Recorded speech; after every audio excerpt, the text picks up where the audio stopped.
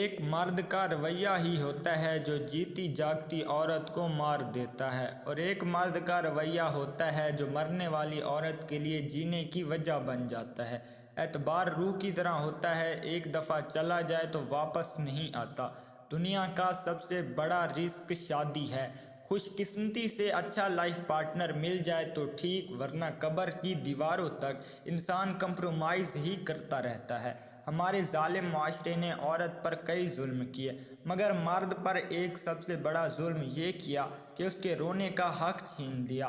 مرد کا جب عورت سے دل بھر جاتا ہے تو وہ 3 کام کرنا شروع کر دیتا ہے۔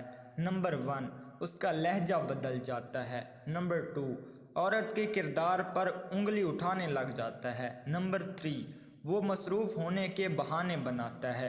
بیوی کی آپس میں لڑائی ہو گئی، اور لڑائی اس قدر بڑھ گئی کہ کورٹ تک جا پہنچی۔ وکیل نے دونوں کو کمرے میں بلایا اور پوچھا مسئلہ کیا ہے۔ وہ دونوں ایک دم سے ایک دوسرے پر ٹوٹ پڑے اور تنقید کے پہاڑ ڈھا دیے۔ دونوں اپنے موقف سے پیچھے ہٹنے کو تیار نہ تھے۔ وکیل نے دونوں کو دل کی بھڑاس نکالنے دی اور چپ کر کے بیٹھ گیا اور لڑائی ختم ہونے کا انتظار کرنے لگا۔ جب دونوں تھک کر بیٹھ گئے تو وکیل بولا، اچھا یہ تو تم دونوں نے ایک دوسرے کی خامیاں بیان کی، اب ایک دوسرے کی خوبیاں بیان کرو۔ دونوں ہی خاموش ہو کر بیٹھ گئے۔ وکیل سمجھ گیا کہ ان کو ایک دوسرے پر اتنا شدید غصہ ہے کہ ایک دوسرے کی کوئی اچھی بات یاد ہی نہیں۔ اس نے ان دونوں کو ایک ایک کاغذ دیا اور بولا، دونوں ایک دوسرے کی خوبیاں اس پر لکھو۔ کافی دیر تک دونوں خاموش رہے، پر خاوند کچھ لکھنے لگا تو اسے دیکھ کر بیوی بھی تیز تیز لکھنے لگ گئی۔